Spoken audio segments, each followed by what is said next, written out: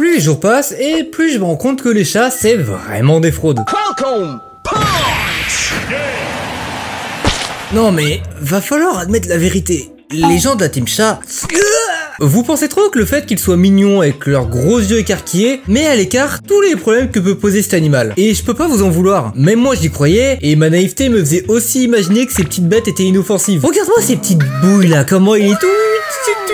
Mais bon, j'ai eu le malheur d'en avoir eu 2 dans ma vie et dans les 2 cas ça a été une vraie galère à élever. Par exemple, une fois, quand j'habitais dans un appartement au 2e étage, mon chat avait une habitude assez chiante, c'était de se la couler douce au rebord du balcon. On avait beau lui hurler de pas se mettre dessus, la seconde d'après on tourne les yeux, dodo sur le balcon. Donc au bout d'un moment, on a arrêté d'insister. Jusqu'au jour où ce con, il est tombé du 2e étage. Heureusement, ma mère et ma soeur ont pu intervenir rapidement. Et quand on a enfin réussi à le ramener à la maison, on a cru qu'il avait retenu la leçon et qu'il allait plus jamais aller sur le balcon. Mais... Bref, Picopa du nez trop content. À chaque fois que j'argumente avec quelqu'un qui a un chat, il me sort toujours ce genre de truc. Oh mais tu sais que moi je l'ai super bien éduqué mon chat. Il s'assoit quand je lui dis de s'asseoir, il arrive direct quand je l'appelle et il décapsule même toutes mes bouteilles de bière. Je meurs. Ça, tu vois, c'est ce que j'appelle de l'injustice. Pourquoi est-ce que tout le monde a le droit à un chat d'assistance? Un chien, tu lui dis assis, il s'assoit. Pourquoi mes chats, ils arriveraient pas à faire la même chose? Au bout d'un moment, à force de leur donner des ordres, bon, j'ai vite compris le message. Et à cause de ça, je les prenais vraiment pour des cons. Sauf que, comme montré précédemment, c'est loin d'être con un chat. Parce que, en fait, le truc, c'est que ils utilisent leur intelligence pour 1, nous manipuler, et 2, nous donner des ordres. Déjà, quand j'ai compris cette info, j'étais pas mal terrifié. Et ce qui m'a encore plus fait peur, c'est que un chat, dans la vraie vie, il nous voit pas du tout comme des humains. Non, il nous voit littéralement comme des gros chats. Des gros chats qui leur donnent de la bouffe gratos, attention. Donc comprenez bien que quand ils nous manipulent et nous donnent des ordres, pour eux dans leur tête, ils manipulent leurs semblables, qui font 10 fois leur taille. Nous, le jour où on fait face à des humains qui font 10 fois notre taille, on pourra être les plus kawaii possibles. Ça finira pas comme vous l'espérez.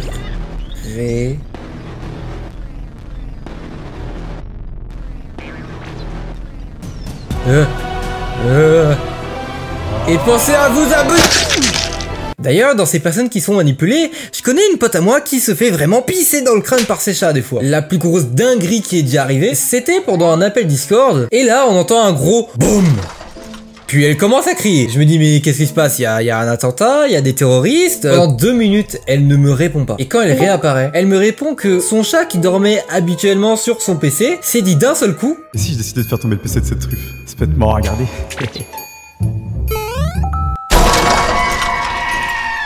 Et du coup, il a fini comment? Heureusement, il a rien. La carte mère a dû un petit peu rayer, mais de ce qu'elle m'a dit, tout baigne maintenant. Non, mais je parle du chat. Ah, ça, tu vois, ça, c'est la meilleure partie de l'histoire. Parce que le chat s'est enfui, puis ma pote l'a chopé par le callback et lui a crié sur ses morts pendant 8 générations. On touche pas au PC, c'est trop précieux. Ta réaction a été la plus légitime, meuf. Sauf que, littéralement 5 minutes après, ma pote me sort. Oh, elle s'est mise sur le ventre, elle est trop mignonne. Mais elle a pas niqué ton PC il y a 5 minutes, là? Si, mais c'est mon bébé.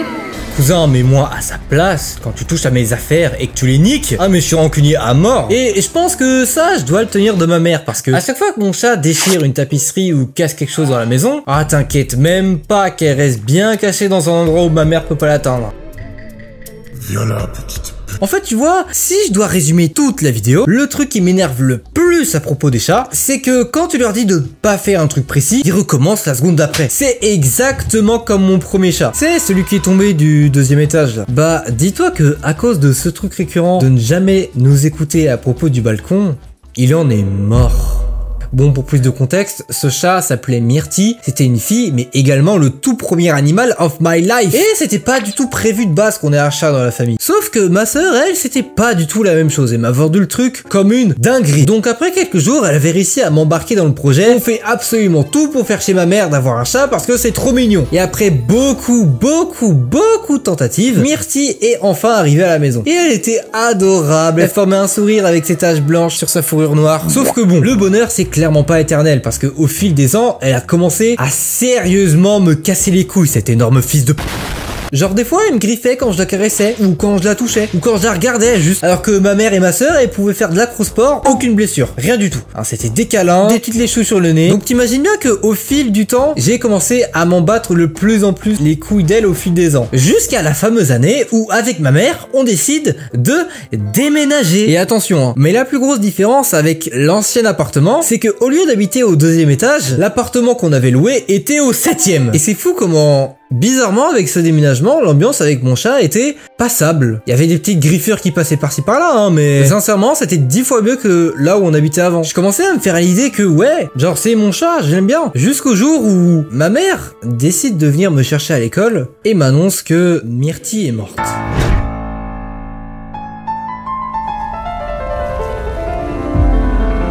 En sortant de la maison, elle l'avait retrouvée sur le sol devant notre entrée. Elle devait beaucoup trop s'amuser sur le nouveau balcon de l'appartement et la catastrophe est arrivée. Ce jour-là, c'était la première fois que je faisais face au deuil. Et au début, je comprenais pas parce que j'arrêtais pas de me dire que je m'entendais pas avec ce chat. Et ensuite, j'ai réalisé que je la connaissais pendant presque 10 ans. Donc dans ma tête, ça a fait un vrai choc de la perdre aussi vite. Et ça nous a tellement fait mal avec ma mère qu'on s'est dit plus jamais ça. Non, ça fait trop mal quand on les perd.